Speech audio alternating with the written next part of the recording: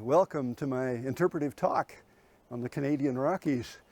The official title is the Canadian Rockies in 1 hour, because originally it was a 1-hour slideshow that I put together for Parks Canada way back in 1983 when I was a seasonal naturalist in Jasper National Park.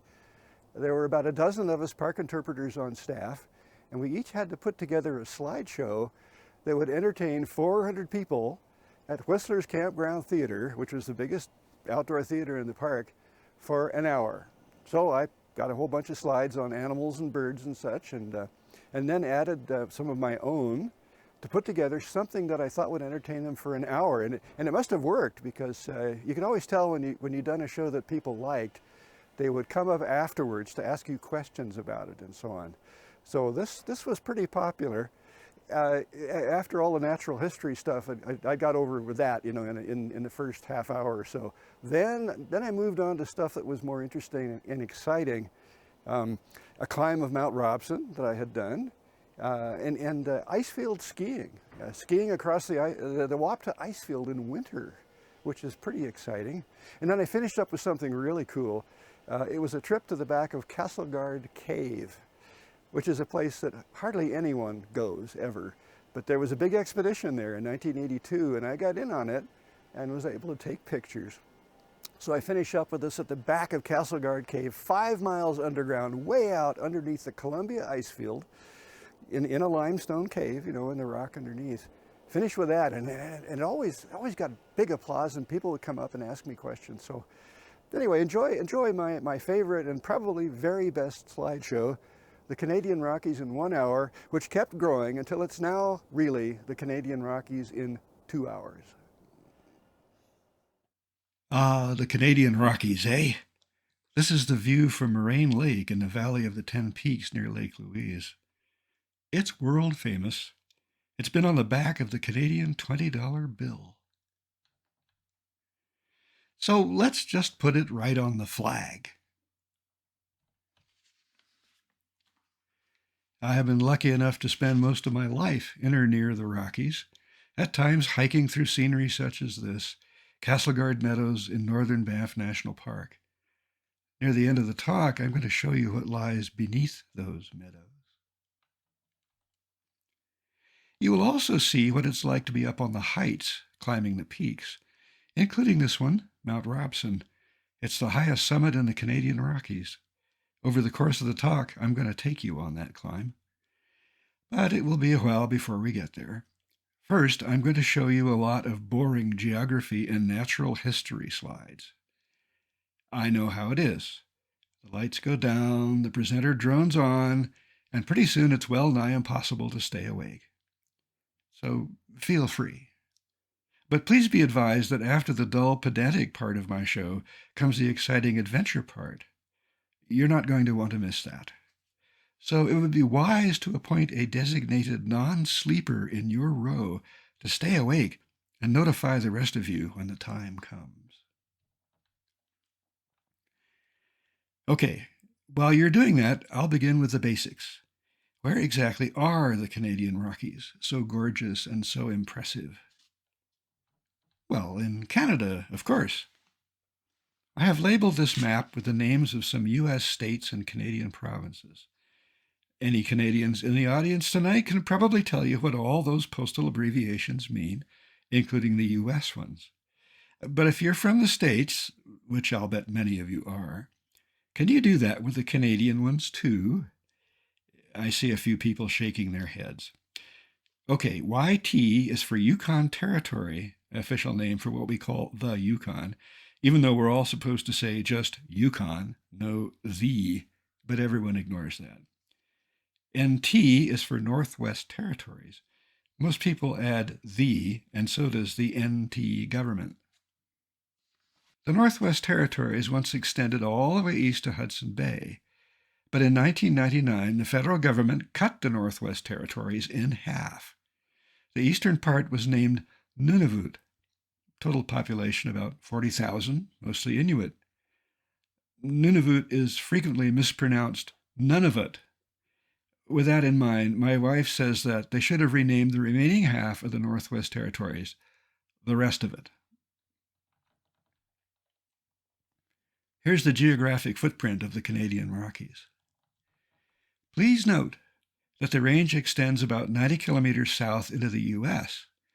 Not officially, of course, because they are the Canadian Rockies, but physiographically, geologically, and biologically, Glacier National Park, Montana is part of the Canadian-style Rockies. The international border really should have a bump southward to reflect this, don't you think? I have suggested it to the U.S. government, but they have rejected the idea. This is even after sweetening the pot by offering to trade for one of our own beauty spots. Say, Sudbury, Ontario. Only kidding. Please note also that the Canadian Rockies do not extend into the Yukon. The mountains definitely do, and they are very much like the Rockies, but officially they are the Mackenzie Mountains.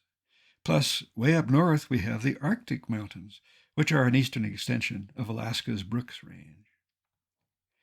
The northern end of the Rockies, period, is the Liard River. By chance it flows along the boundary between the Yukon and British Columbia. I have shown the pertinent section of Liard River in blue. The western boundary of the Rockies is the Rocky Mountain Trench. This is a very long valley that divides the Rockies from the Columbia Mountains.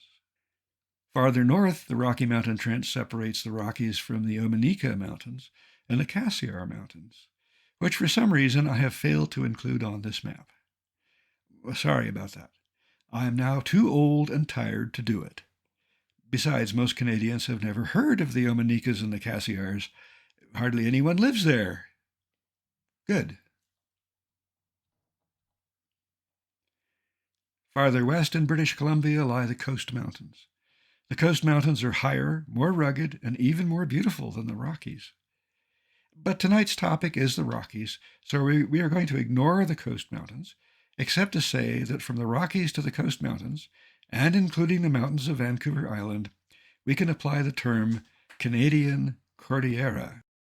This term is handy for two reasons. First, it covers all the mountains of Western Canada. And second, it has given British geographers a chance to do what the British do best, which is to mispronounce languages other than English. Cordillera is Spanish, and beautifully so. Cordillera. Having taken a course in Spanish, I know how to pronounce Cordillera, and I know what it means, a mountainous region. But show the printed word Cordillera to any British geographer, and by extension most Canadian geographers who slavishly follow British usage, and you will hear Cordillera. Ugh. From today forward, let's get this right. Follow me, please. Cordillera. Cordillera. Cordillera. Thank you. Your geographical education is now well ahead of most everyone in the British Commonwealth. Back to ignoring mountain ranges. We're also going to ignore the north end of the Cascades, that long line of famous volcanoes along the west coast of the U.S. Volcanoes are not allowed in the Canadian Rockies, except for just one we know of. It's in southeastern British Columbia near Crow's Nest Pass. It erupted 90 million years ago, more than enough time for it to have eroded away, leaving only the roots and some of the stuff that came out of it. However, there is a mountain in the Crow's Nest Pass area that does look rather like a volcano. This one. It's called Crow's Nest Mountain. Easy to see why so many people assume it's a volcano, eh? But it's not. As you will find on this page from one of my books, Crow's Nest Mountain is made of limestone and shale. To the best of my knowledge, limestone and shale do not come out of volcanoes. However, many local residents are certain that geology is all nonsense, and they know a volcano when they see one. The Canadian Rockies are made mostly of sedimentary rock.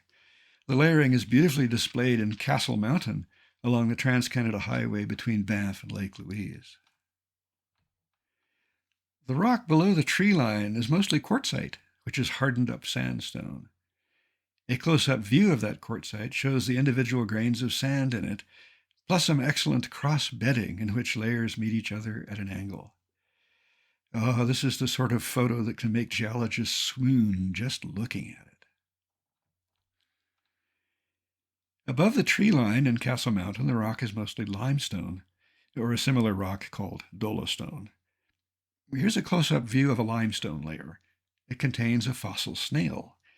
The snail has a wonderful scientific name, Euomphalus, which means true belly button in Latin. I nominate this for the silliest scientific name ever invented. You may be wondering how old that rock is.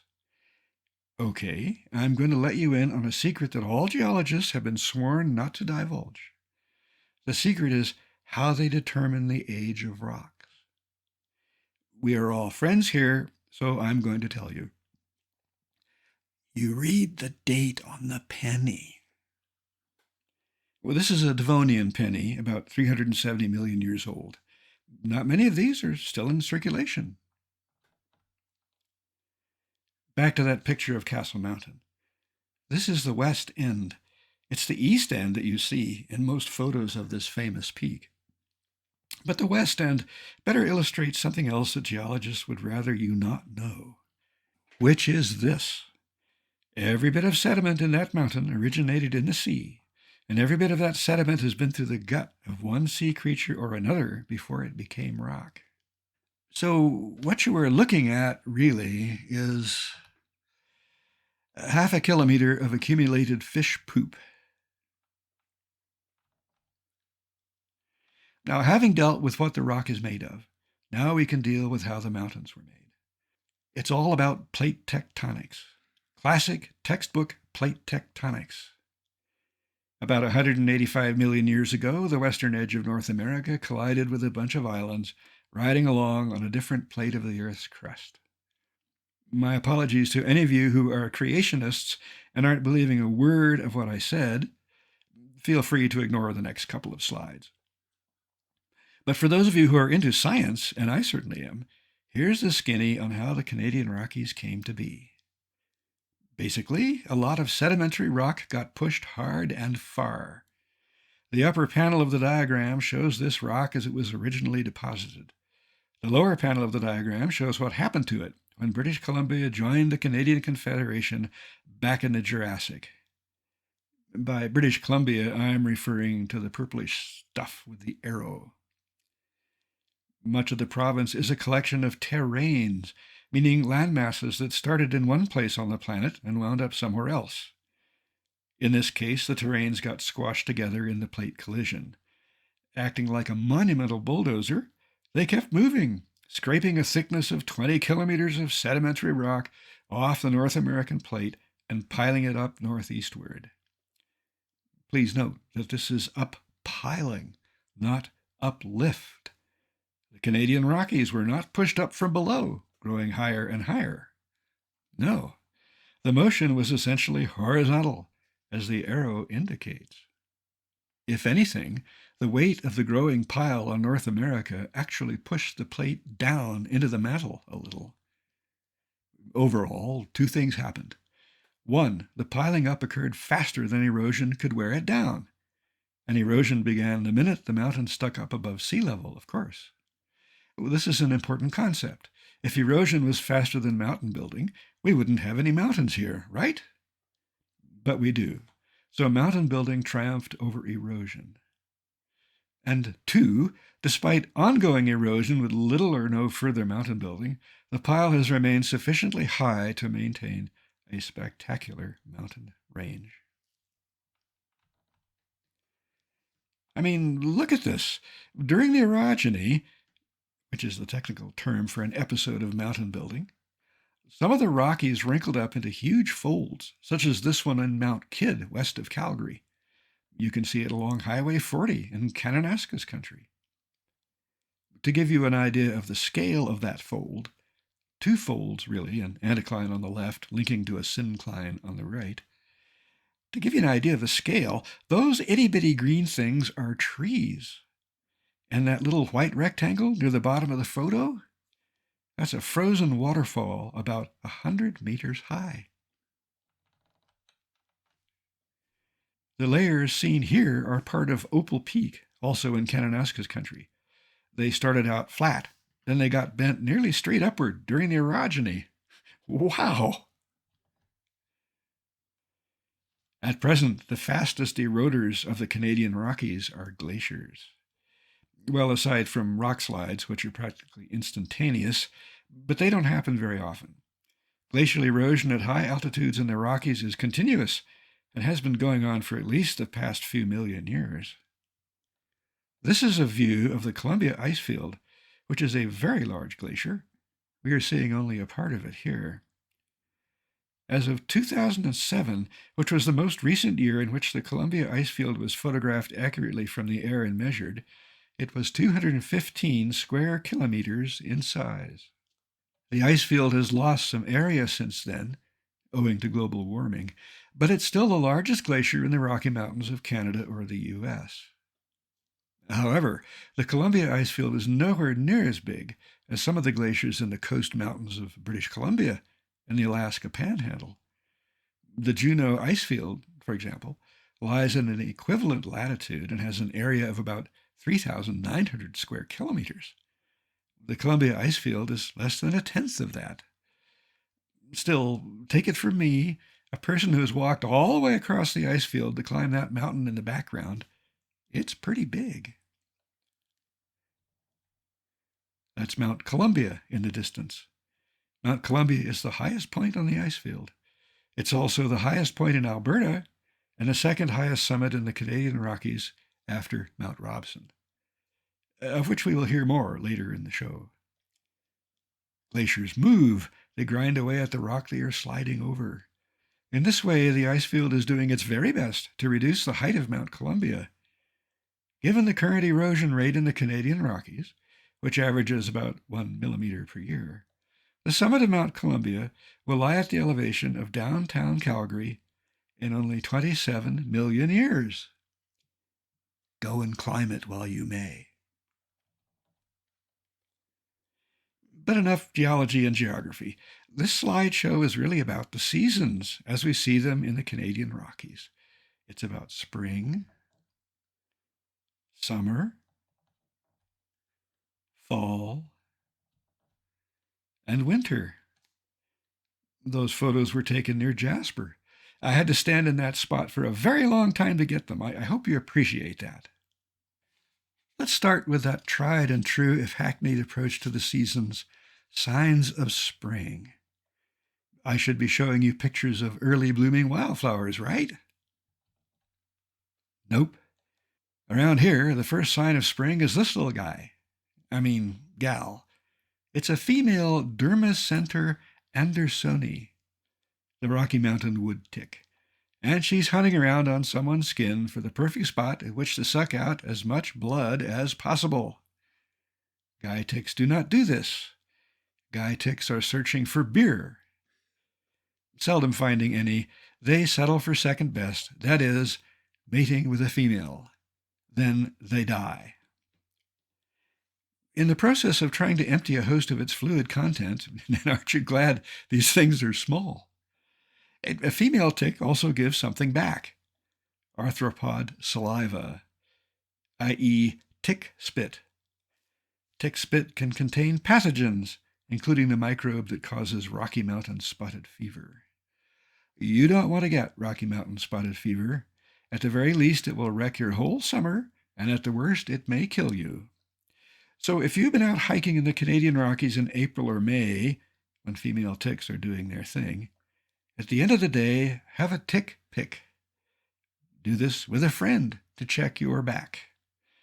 Hairy places are popular tick turf, as are tight spots under your clothing, for example, under bra straps and the elastic band on your underwear.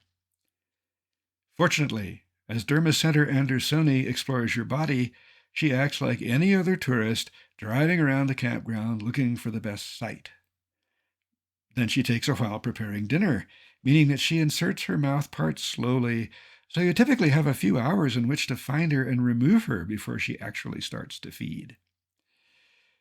Alas, once you find her, you have to terminate her with extreme prejudice. Flushing her down the toilet is a good choice. If you just chuck her out the door, you will find her to be very loyal. She will come back to you. And don't squash her between your fingers. These things do not squash easily, and if they do, you will be smearing yourself with whatever contagion resides within. Time for some myth busting about ticks. Ticks do not drop from trees as you pass by. This myth comes from finding a tick, or maybe 10 of them, in your hair. But no, they have climbed up there once they get onto your body from lower down. They actually lie in wait on the seed heads of grasses, as you see here. They hang out there, literally hang out there, the front 4 of their 8 legs extended imploringly toward any passerby. Deer, elk, moose, and bighorn sheep are preferred, but humans will do. And here's another myth to bust about our ticks. They do not dig themselves into your body. Only the small mouth parts penetrate the skin. But they embed those mouth parts so well that ripping a tick off your body is a bad idea. The mouth parts, laced as they are with possibly pathogenic tick spit, will remain stuck in your skin. So you have to encourage the tick to detach on its own. Forget using alcohol or the end of a lit cigarette. This will only kill the tick while it is still attached. A gentle but persistent tug is the key. For this, you can buy a wee little lever that works very well. I keep one in my first aid kit and have had to use it several times, mostly on people I have encountered along the trail screaming, "Eek, Ernie, get it off me!" Enough about ticks? Good. Let's move on. Here is the classic spring bird of the Canadian Rockies, the ruffed grouse. This one is a male trying to attract a female. It does this by strutting about, spreading its tail, fluffing out the feathers on its neck, and calling thump, thump, thump, thump, thump, thump, the tempo increasing toward the end. This sound carries a long way, so the trick is to distinguish the mating call of a ruffed grouse from the sound of a big diesel engine starting up somewhere in the woods. Like the males of most any species carried away with sexual fervor, these birds can be aggressive. Their claws are sharp, so if you encounter one along the trail, it's wise to give it plenty of room. Seeing one always reminds me of Sid Marty's wonderful account of a bird he named Tex, guard grouse of the Porcupine Hills. Sid Marty is a famous Canadian author. In one of his books, he recounts how Tex intimidated a motorcycle gang. They fled, with Tex hanging onto a helmet, hammering away like a woodpecker. Marty ended the story by lamenting Tex's death. As happens so often to wild things, it was caused by an automobile. Recovering the lifeless form, he said, "We looked for his brain, but alas, we could not find it." And finally, here's your obligatory spring wildflower, Pulsatilla patens. Well, you could say patens or patens, as you please. I'm giving you the scientific name, not the common name, prairie crocus, which is wrong on 2 counts. Count 1, this flower is just as common in low-elevation meadows in the mountains as it is out on the prairies. Count 2, it's not a crocus at all. It's in the buttercup family. So here's a name I like better than prairie crocus. I like pasque-flower. It refers to how early it blooms in the spring, often around Easter. Pulsatilla patens was first classified many years ago as a member of the Pulsatilla genus. Then it was reclassified as a member of the anemone genus, which is the name I learned, anemone patens. Now it's back to being a pulsatilla. Fine with me. Like the mispronunciation of Canadian cordillera earlier in the show. We should say Canadian Cordillera, of course. Well, anemone was also always getting mispronounced anemone. Same with sea anemones being called sea anemones, or even worse, sea anemones. Here is a good way to remember how to say anemone. Think of it as any money, but with the accent on the second syllable, and you'll get it right. There's no hope for Cordillera, and we do have plants in the Rockies that remain members of the anemone genus, so no hope for them either. But Pulsatilla patens, at least, need not be insulted by semi-literate naturalist wannabes. By the time June rolls in, we Canadian Rockies residents are more than ready for warm summer days. But alas, June is the rainy month in our area, and the rain comes down cold. Still, park visitors are starting to roll into the campgrounds. They pop up their tents in the freezing drizzle and crawl into their sleeping bags, hoping for a better day tomorrow. Instead, they get this. These two guys told me they were heading back to LA. But eventually, we reach July. The weather improves. Schools are out in Canada, and apparently everywhere else in the world, because scads of tourists arrive. Here's a busload of them at the Peyto Lake viewpoint in Banff National Park. By the way, that should be Peyto Lake. It was Bill Peyto, not Bill Peyto. But even I can't get that right all the time. But anyway, those folks are very impressed with the scenery, except for the person who stared at me while I took this photo. Of course, what they are really hoping to see is wildlife. Of this, we have plenty, and right along the highway, too. When you see this sign, "Caution, sheep on road," we really mean it. Here are a bunch of female bighorn sheep just getting off the bus, ready to start the day's work. They are all employed by the Jasper Chamber of Commerce to attract tourists. Okay, here's what they really do.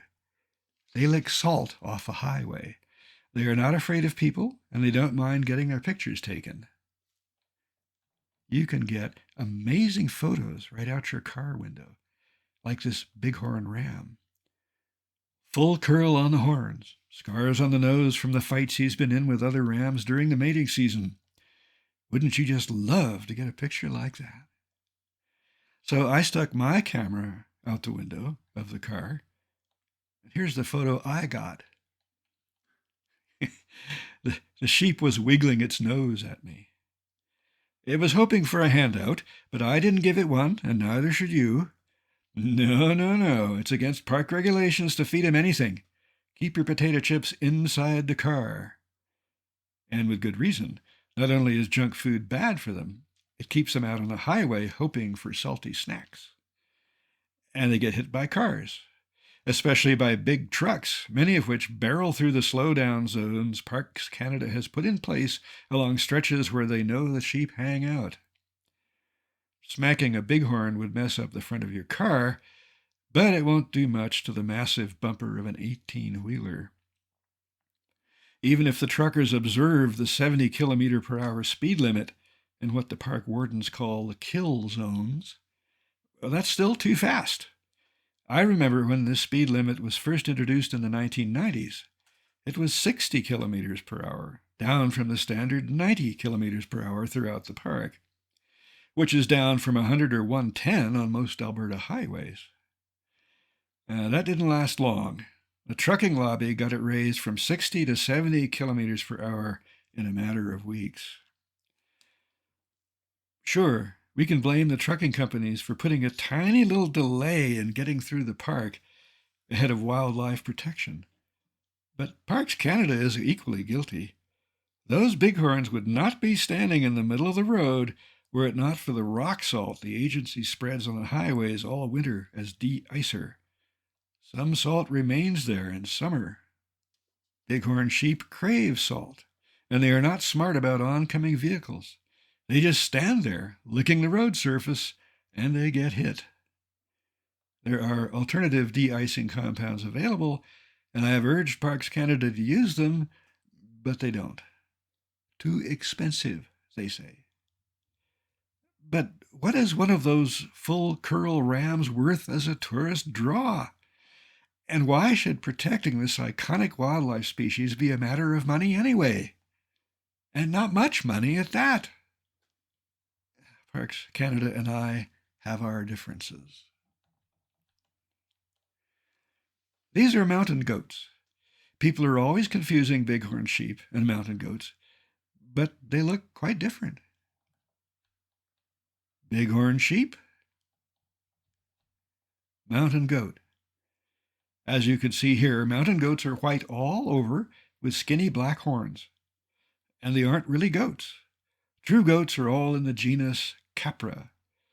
The scientific name for the mountain goat is Oreamnos americanus. Oreamnos means mountain lamb. Wrong again, cause a lamb is a baby sheep. A baby mountain goat is called a kid, just like the offspring of real goats. Even though, as I just said, they aren't real goats. In fact, there are no other Oreamnos species in the world. This is the only one. Its closest relatives are goat antelopes in Asia. The ancestors of Oreamnos must have come from there during the ice ages when sea level was lower and animals could move into North America over the Bering Land Bridge. Evolution in isolation did the rest. You might think that these animals would be just as attracted to road salt as bighorns are, but not so. This picture was taken near Disaster Point along Highway 16 east of Jasper in a spot that's popular with both bighorn sheep and mountain goats. Yet the goats seldom lick the highway like the sheep do. Instead, this goat is having a sip of water after licking the black shale you see behind it. Well, what's in the shale? Iron pyrite, which contains sulfur. It's the sulfur the goats are after. They need it for growing their thick coats. And just so as you know, bighorn sheep are actually sheep. Speaking of animals that got here from Asia, here is another one, the red deer. I know you are thinking that I have it wrong. It's an elk. But listen up. It's actually the word elk that is wrong. The term comes from Northern Europe, and it refers to the moose. A long time ago, some visiting biologist from Germany got off the boat in North America and made a serious wildlife identification error. We have been stuck with it ever since. Even red deer is a bit off. That name refers to the European and Asian species, which are not quite the same as ours. The best name to use is wapiti, which is the official name in Canada. It comes from the Shawnee and Cree indigenous languages, and it means the thing with a white rear end. Perfect. The town of Red Deer, Alberta is named for this animal, as is Wapiti Campground in Jasper National Park, where quite a few wapiti do in fact share the place with human campers. Heck, wapiti come right into my yard in Jasper all winter. They like to eat the grass and the lawn. So I don't give it a last cutting at the end of summer. After all, until humans showed up 10,000 years ago, the place belonged to the wildlife. But when it comes to calling this species wapiti versus elk, I give up. Even the park wardens say elk. You may also hear male wapiti referred to as bulls. Again, even the park wardens use this term, but it is also wrong. As you can see, the correct term is stag. Females are properly termed hinds, not cows. In this case, the British have this right. When Sir Francis Drake sailed around the world on behalf of England, pirating Spanish galleons and pillaging their colonies, he did so in a ship he named the Golden Hind, not the Golden Cow Elk. One last true fact. Red deer, wapiti, had to be reintroduced in the Canadian Rockies in 1920. Railway workers ate the original ones. Well, there were some left in the Rockies north of the Peace River, but hardly anyone knew they were there. Nor were there any railroads being built that far north in those days. Good. Okay, Here is an elk. It really is. This name, pronounced variously elk or alg in Europe, is correct. But in North America, we call it a moose. Our name comes from the Algonquin indigenous languages of eastern Canada, and it means twig eater. Indeed, this great big animal eats the ends of twigs all winter. It's a living. No naming problem here. These are clearly deer, white-tailed deer. You can tell by the tail, which is mostly brown. Well, okay, it's white underneath, and you see that as the deer runs away from you, tail held high to make sure that you identify it correctly. Here is our other species of deer, the mule deer. It's named for those big ears. The tail is mostly white. You know, it's stuff like this that kept me from majoring in biology at university. I chose geology. Animals and birds and wildflowers are all well and good, but rocks are best. They are always in season, and they never fly away before you can identify them. I'm not sure what this was, but I didn't pick it up. Of all them animals that try to attract your attention, this is my favorite. I know, it looks like a chipmunk, but it's not.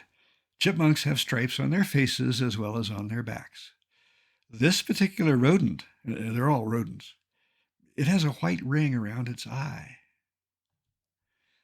Just confirming the caption on this photo, I agree that it is, in fact, a golden-mantled ground squirrel.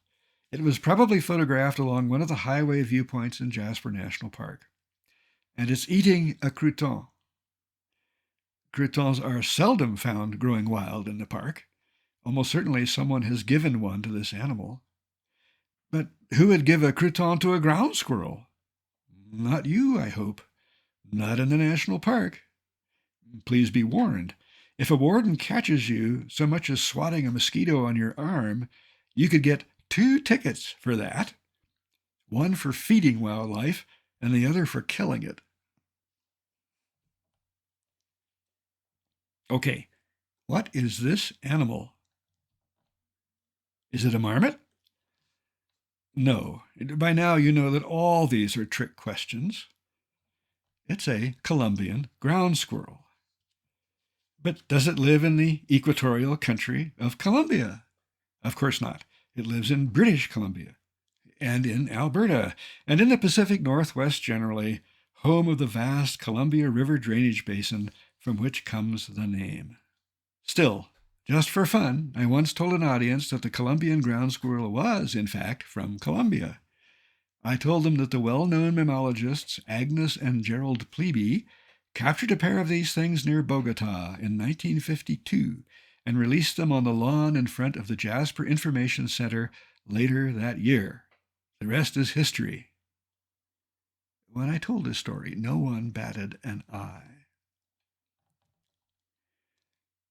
This time it really is a marmot, a hoary marmot, to use the full name. Hoary because the silvery fur on these animals looks frosty. Marmots live in the park's alpine country, the land above the tree line. They have an enviable life up there, lolling about in flowery meadows all summer. Then they sleep the winter away. If you're a marmot, the only downside is that you may be ripped apart and eaten by a wolverine, or by an eagle, or by a grizzly bear, or by one of these. Well, what is it? You have your choice of fox, coyote, or wolf. Okay, it's probably not a fox because we don't have many foxes in the Canadian Rockies.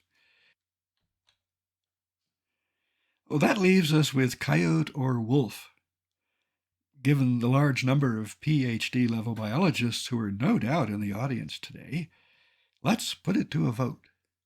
How many vote for coyote? I'm counting the hands here. Let's see. Oh, okay. And how many vote for wolf? I'm counting the hands again. Somebody voted twice. Stop that. Right. Since most of you voted for coyote, that's what it must be. This is how they used to do science in the Soviet Union. And just in case somebody here is actually wondering, it really is a coyote. Here for comparison is a wolf. The official full name is gray wolf. And in Canada, it's also officially G-R-E-Y, not G-R-A-Y. G-R-E-Y is the British spelling, and we use it because in some ways we're still British here. This is not something I would say while giving this talk in Quebec, where the gray wolf is loup gris. Back to the photo. Does this look like the Malamute you keep seeing loose in your neighborhood? Now you know what that animal really is. And by the way, in the Canadian Rockies, you can't identify a wolf by its coloration. True to its species name, we have gray ones like this, but we also have all over black ones and all over white ones, brown ones too, and combinations.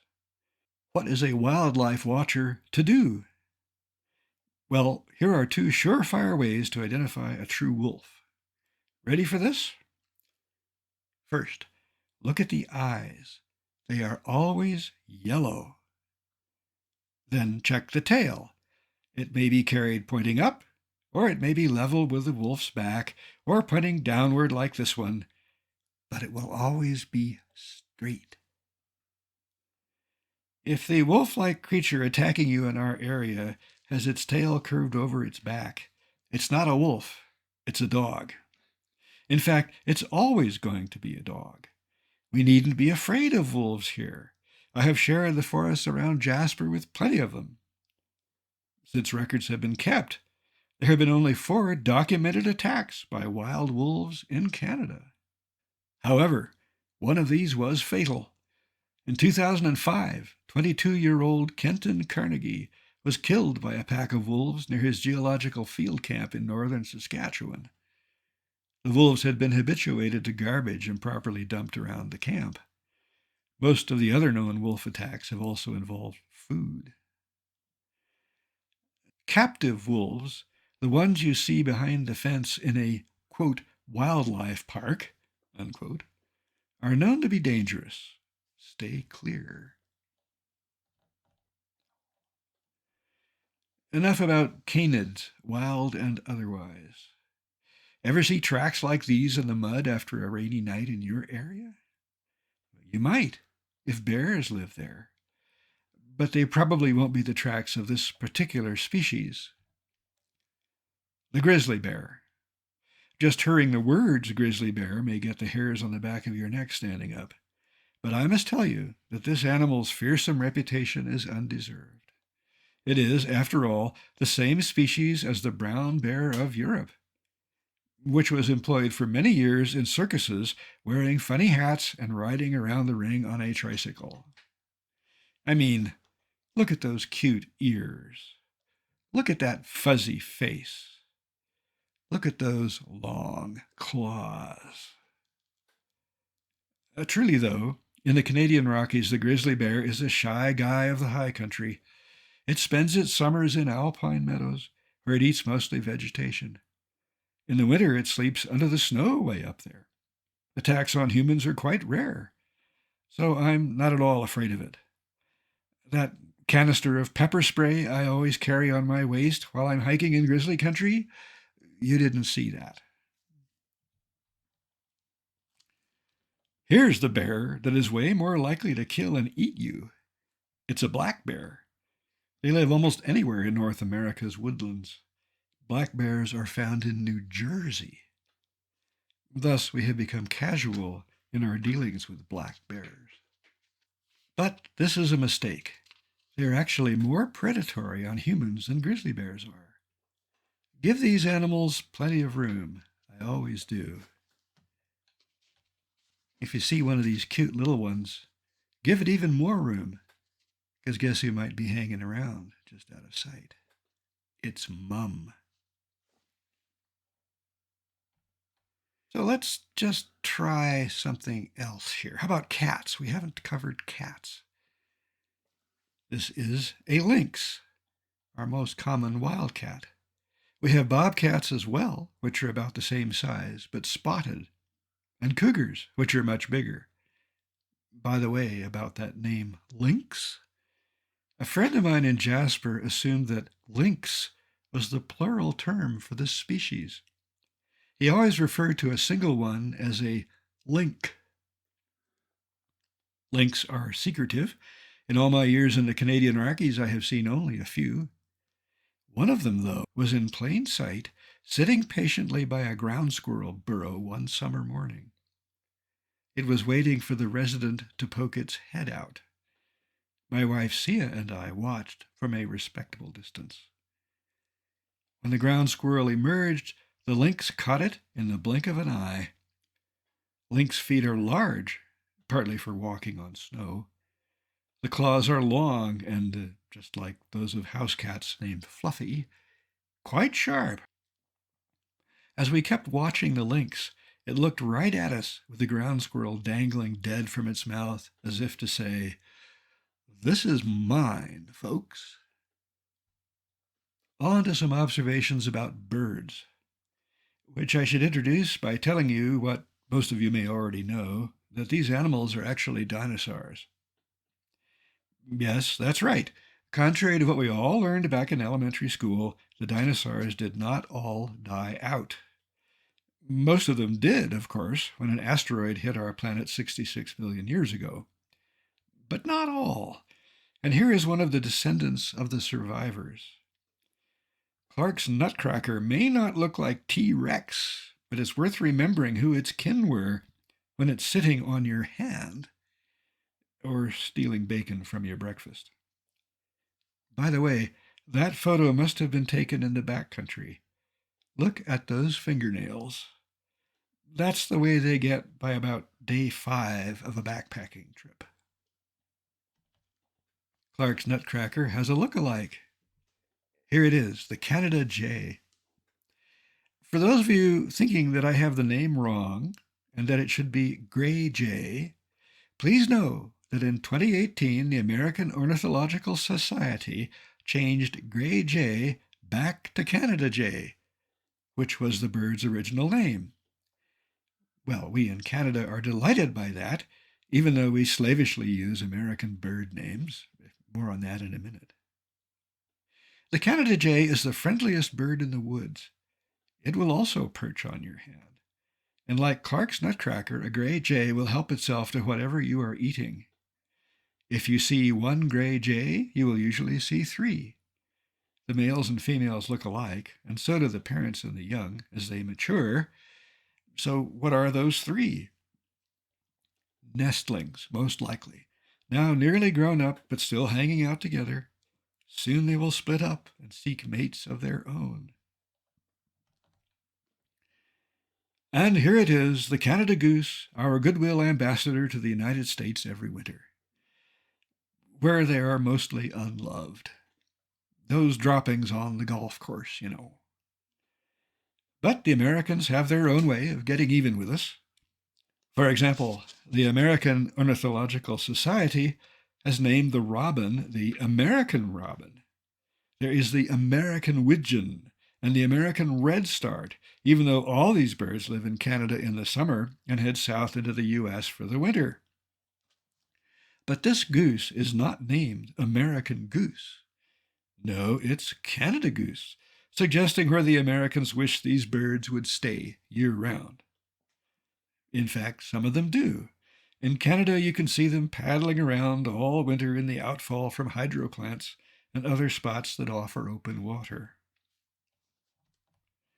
And finally, here is my favorite dinosaur, the common raven. They are common indeed. You'll see them everywhere in the Canadian Rockies, and at every elevation from downtown Jasper to the summits of the peaks high above. They are terribly smart and very entertaining to watch. They seem to get a kick out of us, too. For example, Sia once saw a pair of ravens following the steps a friend and I had kicked in the snow, sloping up to a cliff we were climbing on. We had been roped together about 10 meters apart as we ascended the snow. The ravens left about the same distance between each other as they hopped from step to step. After they reached the upper end of our line of steps, the ravens said, "Rock!" in a way Sia interpreted as gleeful. Then they flew off. I like ravens. I like them so much that I have written a novel about them. It has won some awards. And 2 members of tonight's audience will also win something tonight, a copy of this book. A skill testing question must be answered. Well, a memory testing question. For those of you who do not win, I have copies of Raven's End available at a very attractive price, plus my other books, and personally inscribed by the author, he said in his warmest, most sincere voice. Gosh, I can see some apparently slumbering members of the audience waking up and starting to pay attention. So here we go. Do we have wildflower aficionados here this evening? Ah, good. And what, pray tell, is the name of this species? Excellent. Wild Gaillardia is correct. Please come up after the talk to receive a free copy of Raven's End. Here's another one to know. Any guesses? Calypso orchid, right again. And as before, please come up after the talk to collect your prize. But no prize for this flower. Everyone knows it. All together now. Everyone knows it. Alberta wild petunia. Okay, it's actually a wild rose. And despite Alberta claiming it is the official floral emblem of the province, to botanists it's the prickly wild rose, Rosa acicularis, not Alberta wild rose. Okay, we have now reached the end of the boring part of my talk. We can now move on to the exciting adventure part. Designated non-sleepers, it is time for you to awaken those around you who have drifted off. Everybody ready? Here comes the fun stuff. It's certainly fun to drive around the Rockies, admiring them from the highway. But if you really want to fully experience these mountains, you need to leave the car behind and get out and walk. Here are some teenagers hiking near Exshaw Pass in the Front Ranges west of Calgary in 1976. They were on the second day of a 10-day adventure with Sia and me. Here was our camp that evening, right at the tree line. What a place to spend the night. Hike any higher than that, and you might wind up on the summit of a mountain, like this guy overlooking Jasper, way down there. You can tell he's a naturalist. He's got a notebook and a beard. If you're a rock climber, like Sia and me, here's a pleasant way to spend an afternoon. Here we are, climbing a 1,000-foot slab in Jasper's Maligne Valley. Or you could be way up on Castle Mountain, the peak I showed you earlier. This is what it's like to climb the wall of the castle. A friend of mine and I had just finished a neighboring route on the cliff. We strolled along the flat top of the mountain in time to see our friends doing their last pitch. I know, I'll bet these photos seem scary to those of you who haven't done any rock climbing. But see that rope? It makes all the difference. Without it, you're dead if you fall off. With it, if you fall, the rope catches you. You're suddenly a bit lower on the cliff, but unharmed and ready to try that hard move again. We each have our own way of expressing the pleasure of reaching the top. Here's my friend Eckhart Grassman doing just that. I once asked Eckhart why he stood on his head on top of every mountain he climbed. He thought for a moment, upside down there, and then he said, in his lovely Swiss-German accent, "Well, someone has to do it." He's also a mathematician, which might be relevant. Once you've enjoyed the top of a peak, you have to go back down, right? This part is usually a knee grinder, especially at my age, but some peaks have these long slopes of rock fragments called scree. Scree is surprisingly soft underfoot. You can run down, taking big leaps. It's a blast. Just don't get going too fast. Scree is sharp stuff. All the climbing I've shown you thus far is on rock, steep rock. But in the Canadian Rockies, we also have steep ice. That's what these people are climbing, glacial ice. How can they ascend that extremely slippery slope? Well, they do it with an ice axe in each hand and spikes called crampons on their boots. Crampon is a French term, but it works in English too because it describes what you get on your lower leg when you're not used to front pointing up a pitch like that. You get a cramp on.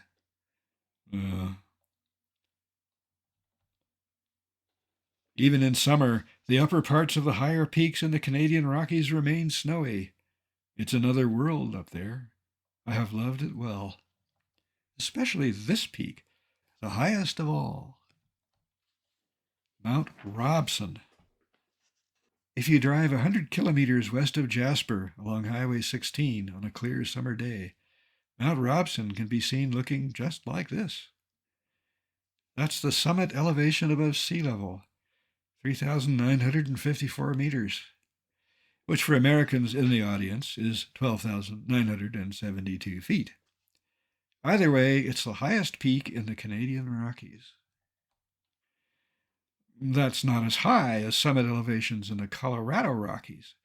Just west of the city of Colorado Springs, where I grew up, lies Pikes Peak, elevation 4,302 meters, over 300 meters higher than Mount Robson. But the elevation gain, which is to say the vertical distance from base to top, is another matter.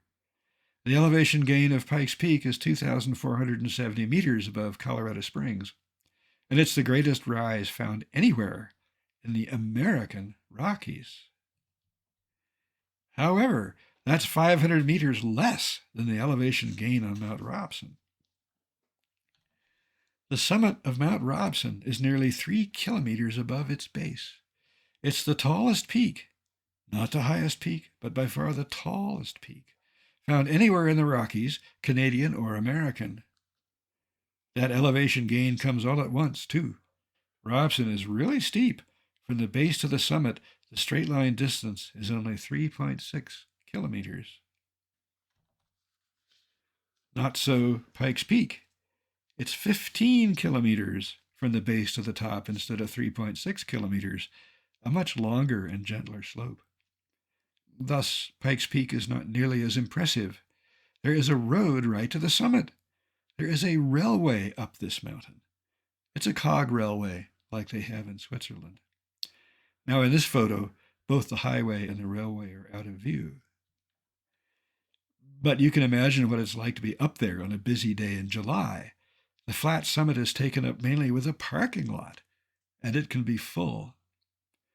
On such a day in 1966, Sia and I climbed Pikes Peak with two of our friends, Billy Davidson and Jim Kazir. We went up the steepest side of the mountain, the one to the right in the shadow. It's a proper mountaineering ascent, not a hike. As we reached the top and were coiling the ropes, a middle-aged fellow walked over to us.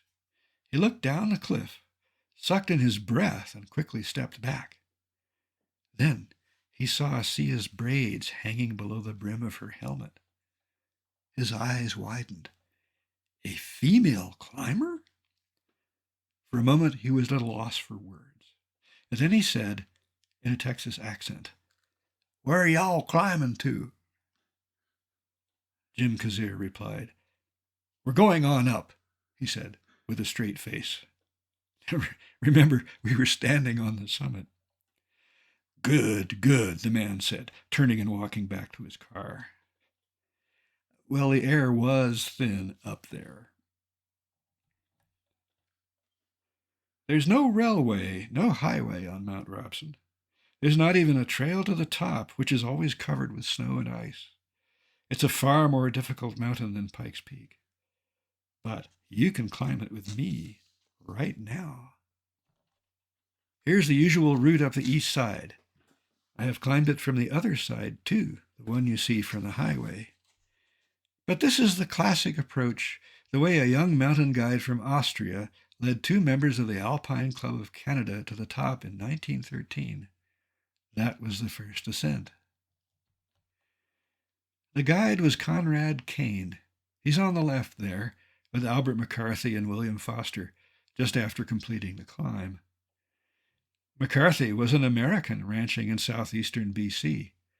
He was best known later on for leading the first ascent of Mount Logan, Canada's highest peak. Foster was the BC Deputy Minister of Public Works. Foster was with McCarthy on the ascent of Logan, too. Conrad Kane didn't have those big black dots in the snow to follow way back then, or that circle on the mountain to tell you where to pitch your tent, like we do today. Well, okay, not really.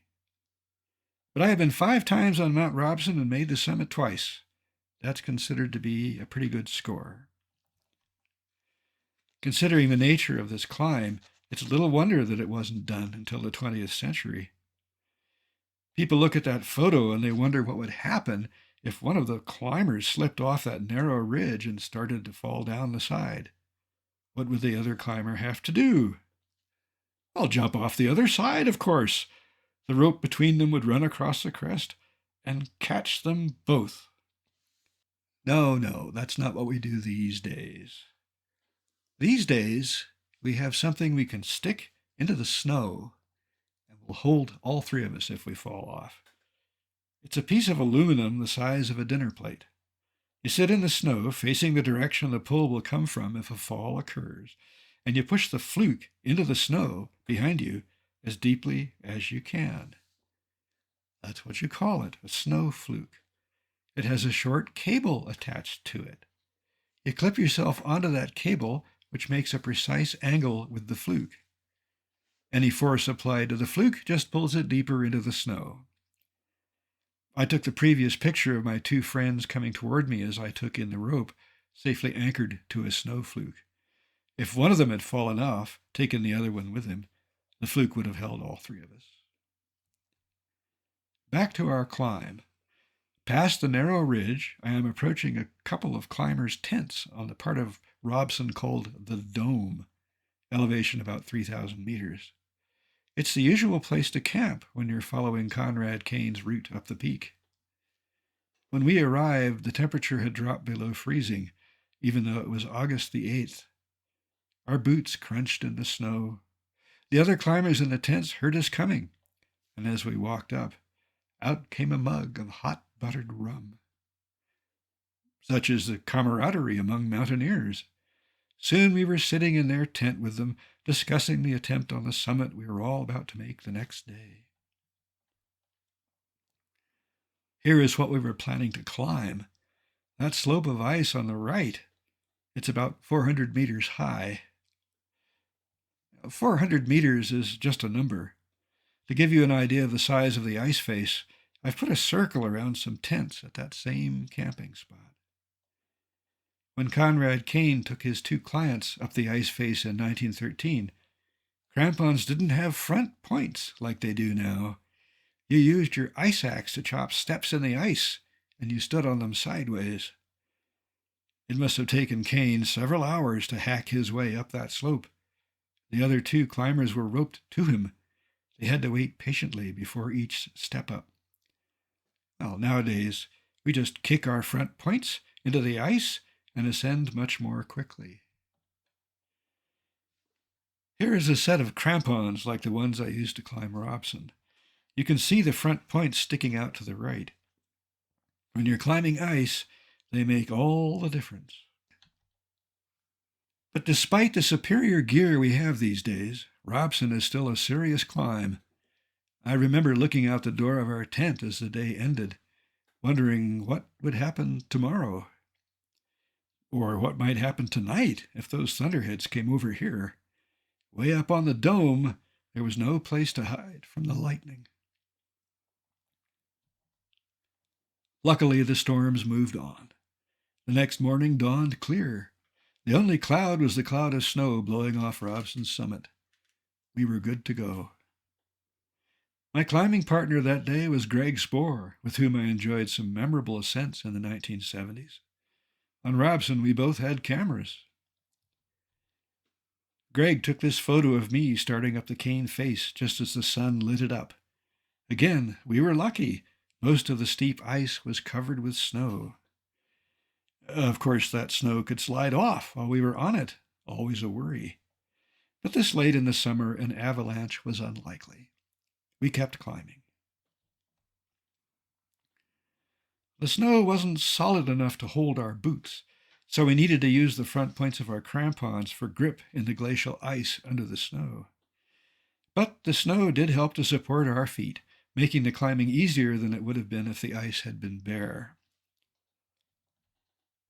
Which it did become.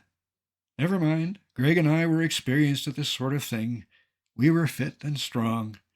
We kept climbing. And not long after that, we reached the southeast ridge of the peak. The cane face is on the left side of it. The climbing was easier along that ridge, but we had to be careful not to walk out on the cornices you see forming scallops along the edge. Each cornice was nothing but snow that had been built out from the crest by the wind blowing up the slope on the right side. Cornices are quite dangerous, and it's hard to tell when you're walking on one. We stayed well to the right of the ridge crest. An hour later, we could see the summit ahead. Some of the other climbers who had camped with us had started earlier than we did. They had reached the top and were on their way back down the peak. We gave each of them a congratulatory handshake. Then it was our turn to stand on top of the highest mountain in the Canadian Rockies, and as you now know, also by far the tallest. That peak in the background is Whitehorn Mountain, and it's about the same height as the peaks around Lake Louise. It's dwarfed by Mount Robson. Greg took this photo of me on the summit.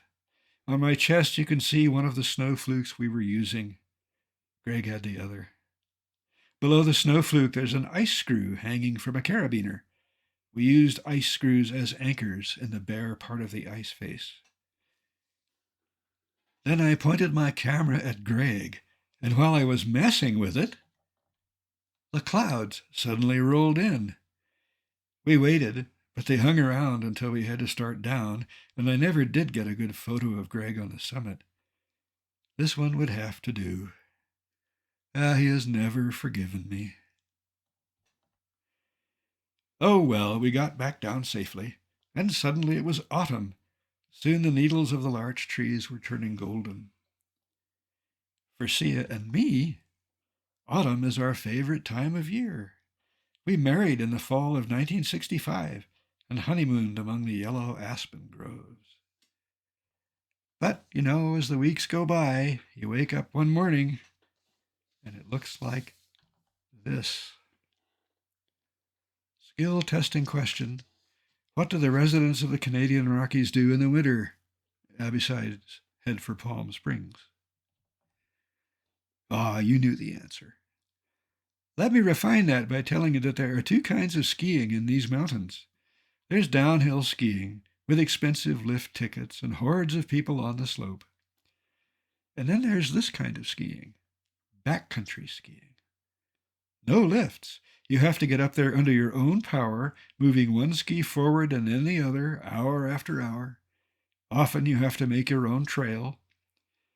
But the work is spread among a small group of friends who have joined you on this outing.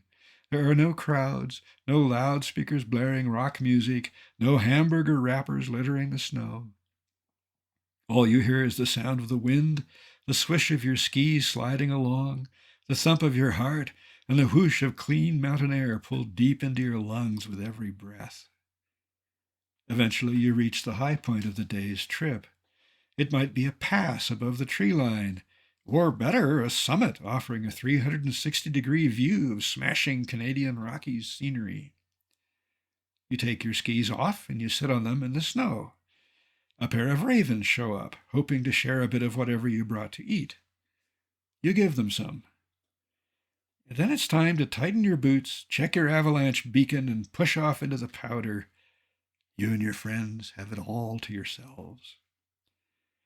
And how wonderful it is that so much backcountry skiing in the Canadian Rockies is found in national and provincial parks, safe from being turned into ski areas.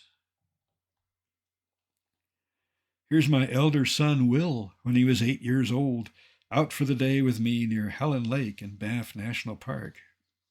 And a gorgeous day it was, as we followed a summer hiking trail that had become a winter skiing trail. Rather different from the day shown here. In this photo, the skiers are crossing Bow Lake, north of Lake Louise, along the Icefields Parkway. It's noon on New Year's Eve. The sun is always low in the sky that time of year this far north, and that day the temperature was hovering around minus 30 Celsius. But here is what those skiers were headed for, the Wapta Icefield. What a place! This is what it looks like in better weather. The Wapta Icefield is a big glacier, and it lies at a high elevation along the Continental Divide, which is pretty much the definition of an ice field in the Canadian Rockies. That peak in the background is Mount Collie, summit elevation 3,153 meters. The people in the picture are experienced icefield skiers. One can say that for sure by noting that all four of them are upright. Skiing the crusty, wind-driven snow one finds up there ain't easy. The fact that everyone in the photo has made it down that slope without falling shows that they know what they are doing. Not only do they have the necessary skills, they also have the proper skis, which are lightweight yet very strong. They have warm boots and other gear suitable for the extreme conditions they may encounter out on that glacier far from the nearest shelter. Mostly, though, they have a good leader for their trip. Someone with the skills required to navigate through a crevasse field in a whiteout. Someone with many icefield ski tours to their credit. And they need to treat that person with the proper respect. I'm the guy in the blue jacket. So how do you get to become someone like that exalted icefield skiing leader? It helps to start young. Here's my other son, Toby, already zipping down a trail in the Rockies at age 5. And here's Will again, demonstrating what happens when you get to zipping a little too fast. But my all-time favorite skier falling down pictures are this one and the next. Yes, the skier on the right is about to fall, but see the one on the left? He's got some speed up, the powder is flying, and he's headed straight for what you see in the foreground. A trench in the snow. Running along the bottom of the trench, 2 meters down, is the creek. And it's open, not frozen over. Would you like to see what happened next? He sort of made the jump. This did not faze him. He came up smiling, pulled himself out of the trench, shook the snow off, and continued past me. Clearly, that fellow had the makings of an icefield skier. Let me take you on a typical icefield ski trip. It's called the Wapta Traverse. It takes 4 days, and we are going to spend the whole time in this room. No, not actually. For some of you, this slideshow has already gone on too long. I feel your pain. So let's pick up the pace. For the Wapta Traverse, we are going to begin at Bow Lake near the top of this map. The orange line is our route, and the thin dashed line you see near it is the Continental Divide. We are going to follow the divide across the Wapta and Waputink icefields to Wapta Lake along the Trans-Canada Highway, where the orange line ends. The total distance is 35 kilometers. Lake Louise is to the right, and the very small town of Field, British Columbia, is just off the map to the left. Here's a Google Earth view of the Wapta icefield. We're looking at it from about 10 kilometers up. To get up there, you start at Bow Lake, along the Icefields Parkway north of Lake Louise. From there, it takes about 4 hours on skis to reach the icefield. The arrows give the dimensions of this great big glacier. It's 6.5 kilometers wide and 13.5 kilometers long. And here's the area, 36 square kilometers. That's down from about 50 square kilometers in 1973 when I first started skiing there. The Google Earth image you see here is from 2011. Now we're into the 2020s, and glacial melt has become even more rapid. It seems likely that the ice field will have completely melted away by 2060, if not sooner. Ski it while you may. Well, we can all ski it this evening through the magic of photography. As a veteran of dozens of these trips, I'm the heroic icefield ski leader on this one, and also the guy taking the pictures. The date is March of 1994. Chris there is the manager of the Mosquito Creek Youth Hostel along the Icefields Parkway. I had met him a couple of weeks before the trip. Mike, who was sitting on his pack some distance away from Chris, was managing the Rampart Creek Youth Hostel. He heard about us doing the Wapta Traverse and asked whether he could come too. Or maybe it was the other way around with Chris. I can't recall. Now, Joe there is an old friend. I've been cross-country skiing with him a lot. Not on any ice fields, mind you, but he was strong and a quick study.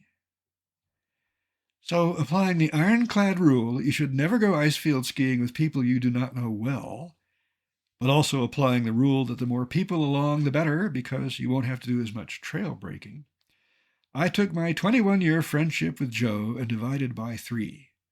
That's 7 years of friendship each, more than enough. Our goal for the first day is to ski across Bow Lake and into the high country at the far end.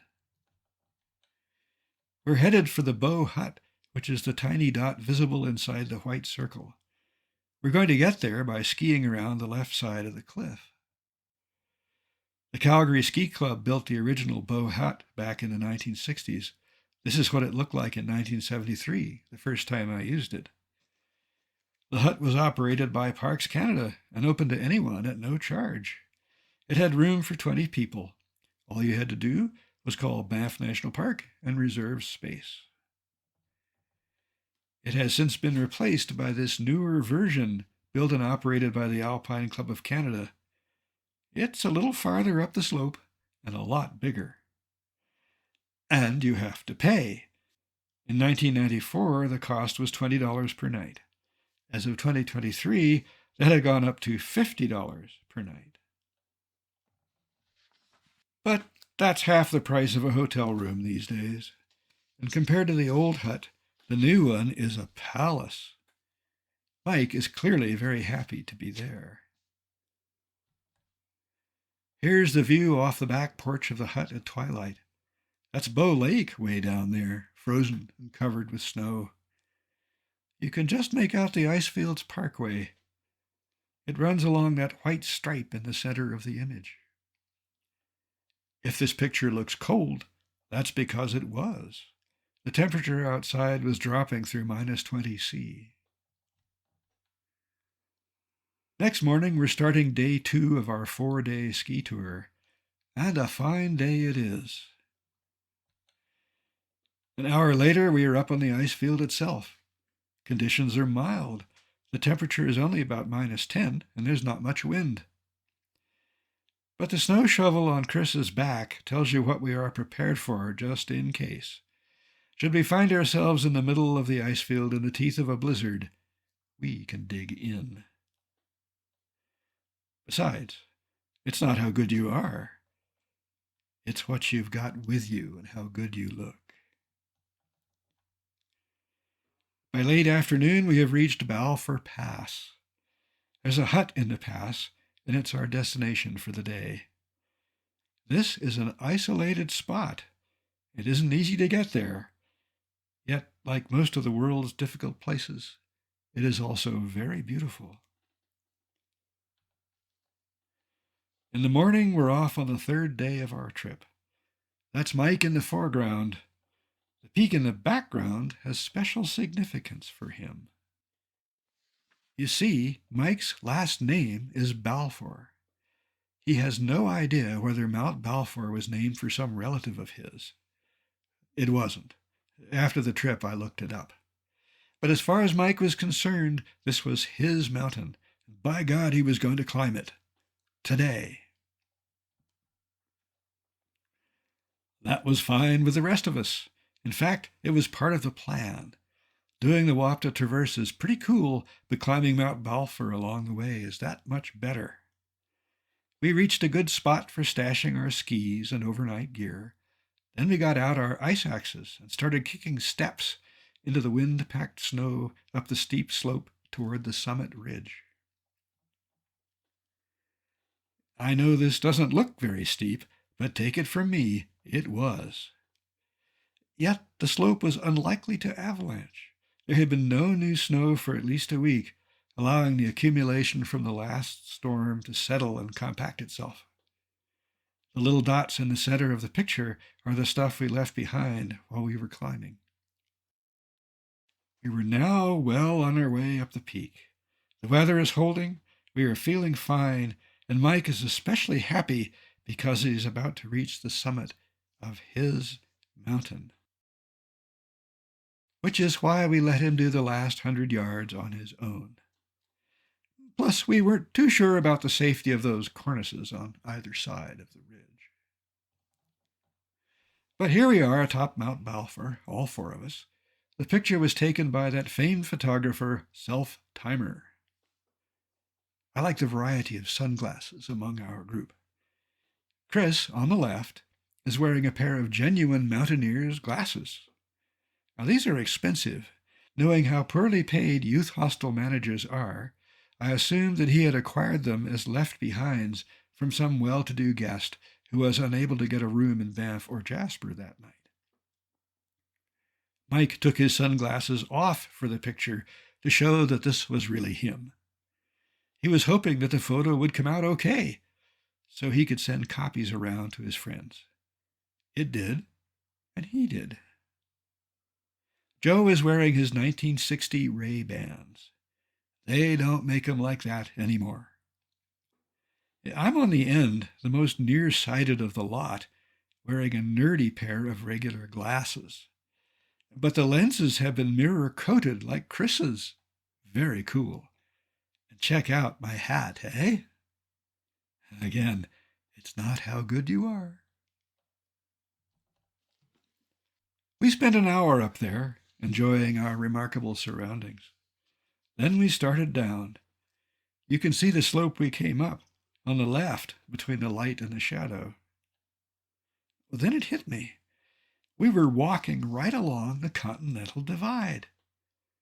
Snowmelt and rainwater draining off to the left go into the Bow River, which flows to the South Saskatchewan, the main Saskatchewan, Lake Winnipeg, and the Nelson River, which empties into Hudson Bay on the Atlantic Ocean. Snowmelt and rainwater draining off to the right go into the Yoho River, then into the Kicking Horse, and finally the Columbia, which flows to the Pacific Ocean. Therefore, it was theoretically possible for us, walking along that ridge, to pollute two oceans with one act. We all had to stop and do it. Delighted with the day and what we had accomplished so far, we put our skis and packs back on. We crossed the Balfour High Col and continued across the Wapatink Icefield, the next big glacier south of the Wapta. Ahead of us in this picture is Mount Daly on the left and Mount Niles on the right. Sticking up through the gap between them, we could see some of the peaks between Lake Louise and Field. Also in the gap, hidden in the shadow of Mount Daly, is the place we will stay on the last night of our trip, the Scott Duncan Hut. Late in the afternoon, we arrived there. First thing I did was use that outhouse. As you have no doubt deduced already, the essential part of the outhouse is the little brown building, but there is no hole beneath it. Impossible to dig one. At this location, it's all bedrock. And here in Yoho National Park, you can't just let sewage run out all over the place. So under the outhouse, there's a 40-gallon drum. In fact, there are several 40-gallon drums, The extras sit in that extension of the outhouse behind it. The drums are mounted on wheels. When one of the drums fills up, you put a lid on it, push it out of the way, and move another drum into position. The thing is, no one wants to switch out the drum. So this doesn't get done until the contents have reached the brim. In the winter, the surface of the, shall we say, excreted material is not flat. No, at the low temperatures prevailing here, the excreted material freezes very quickly upon excretion. A cone-shaped formation builds up. I have heard it referred to as a poopsicle. The upward pointing end of the poopsicle presents a hazard, and it can reach the level of the seat. Are you following this? When I entered the outhouse that afternoon, I noticed immediately that the tip of the poopsicle was dangerously close to protruding. Too tired to replace the drum, I took great care in relieving myself. So did the rest of us. And later on, we did switch out the drum. On the morning of our fourth and last day, we made our way over to the pass between Mount Niles and Mount Daly.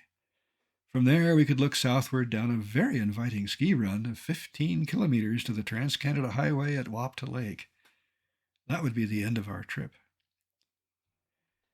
First, though, we had to contend with the most dangerous part. It's this steep and rather narrow canyon swept by avalanches from both sides. The sun had already been on the slopes for an hour. Snowballs were actively rolling down, a bad sign. Chris and I fingered our electronic avalanche beacons, making sure that they were working. But Mike didn't hesitate. He pushed off and ran the gauntlet without incident. Seeing him safely reach the flats beyond, Chris and I skied it too. "That was brave of you," I said to Mike as we joined him. "What?" he replied. "To run that thing first. Test the slope for Chris and me." Test the slope? I just wanted first crack at the powder. Farther below, we crossed a lot of fresh avalanche debris. Must have come down the day before. Good. The slope above was no longer a danger to us that afternoon. We reached Shorebrook Lake and slogged across in soft snow at the far end, where we found the tracks of day skiers who had come up the trail to the lake from the highway. 8 kilometers to go, all of it following a narrow path through the forest, and not much daylight left. We had to ski some of that in the dark, but we had headlamps, and through the trees we could see the lights of cars moving along the Trans-Canada Highway west of Lake Louise. The trail ended at Wapta Lodge. The bar was open. We had left a vehicle in the parking lot 4 days earlier. My car, which meant that I had to drive us back to Bow Lake. Everyone else knocked back the beer while I enjoyed my fruit juice. But you can tell from my smile that it tasted great. I have one more place to take you this evening. We started with springtime in the Rockies, and we will end there. This is the Easter long weekend in northern Banff National Park. Despite the date, the snow lies deep. The only bunnies hopping about are snowshoe hares. But there are people here. Tents are being set up. A helicopter is coming and going. You can't just be dropped off by helicopter anywhere in Banff National Park. Such trips have to be approved by the park superintendent, and that hardly ever happens. Something special is going on here. As you can see, this is a very official-looking group. Not. But they are from all over the world, and every one of them has a PhD. They are scientists. And I won't keep it from you any longer. They are here to explore this cave. Gadd Cave. That's Gadd with a D on the end, not to be confused with Castle Gar, no D, British Columbia. Castleguard Cave is Canada's longest, with 20 kilometers of known passages. The entrance is located near the south end of the Columbia Icefield in Castleguard Meadows. Remember that picture of Castleguard Meadows I showed you at the start of the show, when I told you that this talk would take you beneath the meadows? Well, now is the time.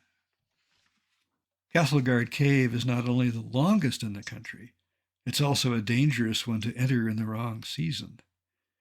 The sign says, "Beyond this point, cave passages are liable to complete and sudden flooding in the summer." This is why cavers go to Castleguard in the winter. Some of the people in the first organized expedition, which was in 1967, had to wait several hours before the water receded enough to let them exit the cave. After they got out, the water level rose again, blocking the exit for many days. Close call. The sign continues, "Water rises rapidly up this pit and flows out of the entrance of the cave without warning. Flooding may occur in either sunny or stormy weather. There are no rescue personnel with knowledge of the cave and no other entrances.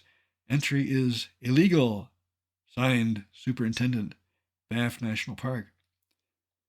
At the bottom of the sign, some wag has added, "Not only that, it's cold." Indeed, Castleguard Cave is cold, and it's cold year-round. Once you get a half-kilometer back into the cave, the temperature is a steady 2.4 degrees Celsius, barely above freezing. That's whether it's winter or summer. Just for comparison, the air temperature in much of Mammoth Cave, Kentucky, is 12 degrees C year-round.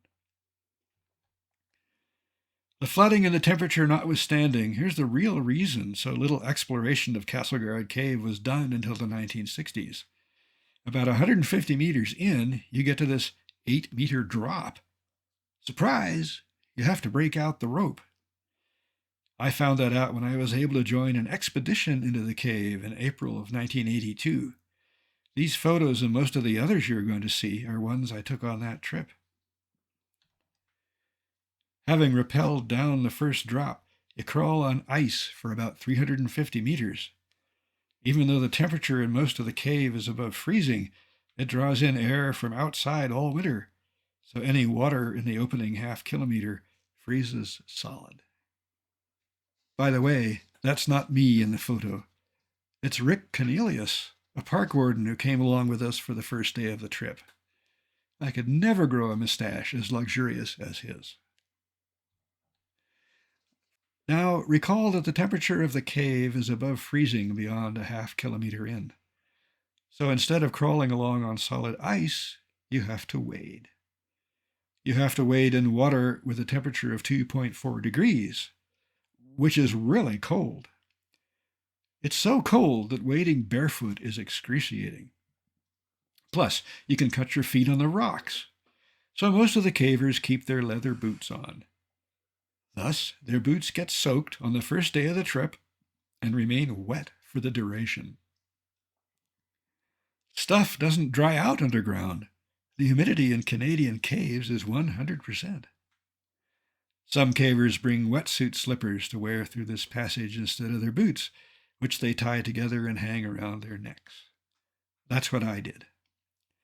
And to answer an obvious question suggested by this photo, yes, guys, the water does get deep enough. Farther on, there is no more water in the passage. But then we come to another difficulty. It's a vertical pit, 24 meters deep, and we have to go down it. The easiest way to descend something like this is to slide down the rope, as we did near the entrance. Not a problem for an experienced caver. But then, how do we get back up? As you can see, there's a ladder. It's made of wire with aluminum rungs. Cavers carry such ladders with them, rolled up and deployed as needed. We used caving ladders on this pit and the one right at the start. And by the way, this photo is one I did not take. It's from an excellent film about the cave that was made jointly by Parks Canada and the National Film Board of Canada in 1973. It's called Castleguard Cave, Challenge Under the Glacier, and you can watch it on YouTube. The passage continuing from that wide-open pit has this narrow spot. We are carrying everything we need for 3 days underground, and here we have to take our packs off and push them through ahead of us. It's what cavers call a squeeze. Creatively, this one has been named The Squeeze. It's sort of like naming the big rock near Okotoks, Alberta, the Big Rock. It's worth getting through the squeeze because the passage immediately beyond opens up and runs very straight for nearly half a kilometer. I think you would agree with me that the name of this passage is perfect. It's called the Subway. There's nothing else quite like it in the Canadian Rockies. Past the subway, though, Castleguard Cave gets serious. The passage narrows upward and downward from the middle. There's no real ceiling or floor. You work your way along the walls. After 2 kilometers of that, we were quite tired. And fortuitously, there it was, Camp 1, a more or less flat spot big enough for a dozen people to lay out their sleeping bags. They lay out their sleeping bags on a cold, muddy surface, but we each had come prepared for that, with an impermeable foam pad between us and the ground. These pads kept our bags dry, well, as dry as possible in that very high humidity, and they provided some additional warmth, too. Here is a caver at Camp 1 in his sleeping bag. The impermeable foam pad is too short, but he has extended it with a plastic garbage bag. However, he has no additional warmth from the knees down. Note the wet boots, which will not dry out overnight. His wet feet have dampened the end of the sleeping bag. Note also that water at 2.4 degrees C, is dripping onto his head. Why would anyone put up with this? All I can tell you is that he's British, and the British love to suffer. But hey, he's got a hot cup of tea. The next morning, my 2 friends, John Chaychuk on the left and Randy Spall on the right, are going to join me on a round trip of about 10 kilometers underground to the end of the cave and back to Camp 1. Well, it used to be thought of as the end of the cave. More has since been explored, but this will be enough for us. It's going to be a tough trip, and right away things get scary. No rope is in place to hang on to and make this section safer. It's called Holes in the Floor. Pretty good name, eh? And the floor itself is none too strong in some places in this cave. Further, the ceiling has its own hazards. We don't want to get one of those stalactites in the ear, nor do we wish to break any of them. Job 1 is to ensure our own safety, but job 2 is to protect the features of the cave. Incidentally, if a stalactite grows downward from the ceiling, what do you call a cave decoration that grows upward from the floor? That's right, a stalagmite. And here's the way a female caver once told me that she remembers which is which. When the mites go up, the tights come down. Some of the cave stalactites are quite fragile. See the little flags on the ends of these? They point toward the entrance. This must have something to do with the flow of air, which is from the right in the winter and from the left in the summer. Those columns of calcium carbonate between John and Randy are known as the fish. We learned the name later on. At the time, we were calling them the petrified cavers. And on the cave goes, much of it like this. Some sections are quite lovely, such as this one, a passage called the Grottos. But at this point, all I was thinking was, man, I hope we get to the end soon, because we are going to have to retrace our steps to get back to Camp 1, and we are already tired. Soon after that, I realized that we were, in fact, quite close to the end. We came to a well-known landmark in the cave. It's a 20-meter pit, and you have to climb up it. There is a rope in place for this, and we used Jumar ascenders to climb it safely. But imagine what it felt like for the first person to encounter this. His name was Mike Boone. He was a British-Canadian caver who spent a week exploring Castleguard Cave in November of 1970. He was alone. Mike had been a member of an official expedition 2 years earlier. Owing to a personality clash with leader Derek Ford, Mike Boone was not invited to take part in further exploration. Ford's group had not reached the end of the cave, so Mike decided to come back on his own. He told no one where he was going. Mike had brought rope, pitons, and a hammer with him, just in case he needed them. And boy, did he need them here. Fortunately, none of the pitons pulled out under Mike's weight as he hung on them. A fall near the top would have resulted in serious injury, with no hope of rescue. Are you wondering whether Mike Boone was crazy? The answer is yes. At one point, he was hospitalized for paranoid schizophrenia. But he was also one of the world's great cavers. He died in 2014, and no, it wasn't in a cave. Mike did reach the end of Castleguard. He made it back out alive and returned to tell others what he had found there. But no one believed him. What he found was glacial ice. Castleguard Cave runs way out into the Columbia icefield. Rocks embedded in the ice grind away at the rock underneath. The glacier has cut its way down far enough to intersect this passage in the cave, which means that Randy, on the right there, is looking at the belly of the Columbia icefield. The spot is called the Ice Plug. No other cave in the world is known to end like this one does. It's a unique place, and we have worked hard to get there. So I set my camera on a rock, and once again asked that well-known photographer, Self-Timer, to get a picture of us at the ice plug. As the flash went off, I thought, Ben, you're a lucky guy. You have stood on the roof of the Canadian Rockies at Mount Robson, and you have reached the basement of the Canadian Rockies at Castleguard Cave. And you know, I'm still at it. Here's a photo of me with Will, my elder son, the same person who skied the backcountry trails with me when he was 8. The date is September 18th, 2023. He's 56.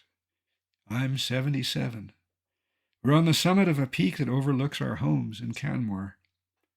He's a mountain guide. I'm an old man, and a happy one. Many thanks to Parks Canada for some of the slides you saw this evening. Thanks to all of you for coming to my talk, and good night.